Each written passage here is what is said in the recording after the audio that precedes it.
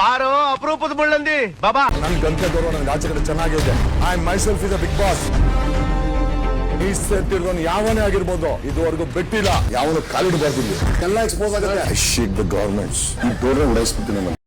ನಿನ್ನ ಏನ ಬಾಳ ನಿಗಿರ್ತಾ ಇದೆಯಾ? ಸುಮ್ನೆ ಮನೆಗೆ ಹೋಗಿ ಹುಚ್ಚೋಯ್ದು ಮಲ್ಕ. ನಮ್ಮನ್ನ ಎದುರಾಕೊಂಡು ಕರ್ನಾಟಕದಲ್ಲಿ ಬಿಗ್ ಬಾಸ್ ಬಡಿಸ್ತೀರಾ? Big Boss I am going to expose you. ನಿಮ್ಮ ಮುಂದಿನ ಭವಿಷ್ಯ ನನ್ನ ಕಣ್ಣು ಮುಂದೆನೇ ಇದೆ ಅಲ್ವಡ.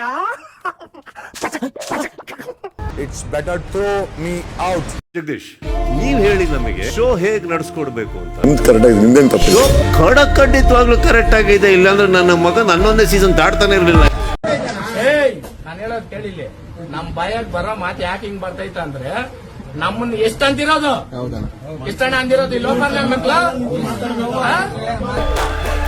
ಕ್ಯಾಮ್ರಾ ಮುಂದೆ ಬಿಗ್ ಬಾಸ್ ಚಾಲೆಂಜ್ ಮಾಡಿದ್ರಲ್ಲ, ಅದು ತಪ್ಪೇ ಅಲ್ಲ sir. That was a joke.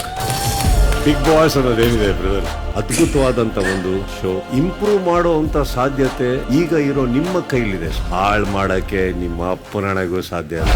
ಬತ್ತಲೆ ಮಾಡ್ಬಿಡ್ತಾರೆ. ಬಟ್ಟೆ ಹಾಗೆ ಇರುತ್ತೆ, ಆದ್ರೆ ನಿಮ್ಮನ್ನ ಮಾತು ಕರ್ನಾಟಕದ ಜನತೆ ಮುಂದೆ ಬತ್ತಲೆ ಮಾಡಿ ನಿಮ್ಮ ಕಣ್ಣೀರಲ್ಲೇ ನೀವೇ ಸ್ನಾನ ಮಾಡ್ತೀರಾ.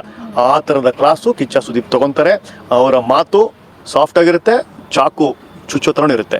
ಕೆಲವೊಂದು ಟೈಮ್ ಇವತ್ತು ನನ್ನ ರಿಯಾಕ್ಷನ್ಸ್ ಯಾವಾಗ ಆಗಿತ್ತು ಅಂತಂದ್ರೆ, ಅನ್ಯಾಯ ಅನ್ನೋದನ್ನ ಅತಿರೇಕ ಆದಾಗ ನನಗೆ ವಿಧಿ ಇಲ್ಲದೆ ಮಾತಾಡಬೇಕಾದಂಥ ಪರಿಸ್ಥಿತಿ ನಿರ್ಮಾಣ ಆಯಿತು. ಪಾಸಿಬಲಿ ಅನ್ಯಾಯನ ತಿಳಿಸೋ ನಿಟ್ಟಿನಲ್ಲಿ ಅಕಸ್ಮಾತ್ ಯಾರಿಗಾದ್ರೂ ಹರ್ಟ್ ಆಗಿದ್ರೆ, ಹರ್ಟ್ ಆಗಿರ್ಬೋದು, ಇಲ್ಲ ಅಂತ ಹೇಳ್ತಾ ಇಲ್ಲ, ಆಗಿದೆ. ಆ ನಿಟ್ಟಿನಲ್ಲಿ I seek apology of the house, each and every one. ನನಗೇನು ಕೇಳಿಸಿಲ್ಲ, ನಾನೇನು ನೋಡಿಲ್ಲ, ನನಗೇನು ಗೊತ್ತಿಲ್ಲ. ಯಾರು ಏನೋ ಗೊತ್ತಿಲ್ಲ. ಗೊತ್ತು ಅಂತ ಹೇಳಿದ್ರಲ್ಲ, ಗೊತ್ತು ಸಿಸ್ಟರ್. ಯಾರು ಇವ್ರು? ಯಾರು ಏನೋ ಗೊತ್ತಿಲ್ಲ. ಯಾರು ಏನೋ ಗೊತ್ತಿಲ್ಲ. ಜಿಕೆ, ಯಾರ್ಯಾರಿಗೆ ಏನೇನ್ ಪ್ರಾಣಿಗಳಿಗೆ ಹೋಲಿಸ್ತೀರಿ?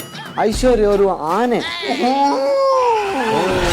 ಭವ್ಯ ಅವರು ಜಿಂಕೆ, ನಾನು ಜಿಂಕೆ ಅಲ್ಲ, ಅಣ್ಣ ತಂಗಿ ಜಿಂಕೆ. ನನ್ನ ಹೆಂಡತಿ ಮನೇಲಿ ನೋಡ್ತಾಳೆ ಸರ್. ಜಗದೀಶ್ ಅವರು ಊಸರವಳ್ಳಿ ಸರ್. ಒಂದ್ಸಲ ಹೇಳ್ತಾರೆ ಚಾನಲ್ನೇ ಪರ್ಚೇಸ್ ಮಾಡ್ತೀನಿ, ಇನ್ನೊಂದ್ಸಲ ಹೇಳ್ತಾರೆ ಸರ್ ನಾನು ಓಲ್ಡನ್ನೇ ಪರ್ಚೇಸ್ ಮಾಡ್ತೀನಿ ಸರ್. ಅದೇನು ಶಾಪಲ್ಲಿ ಸಿಗೋ ಕಾಚ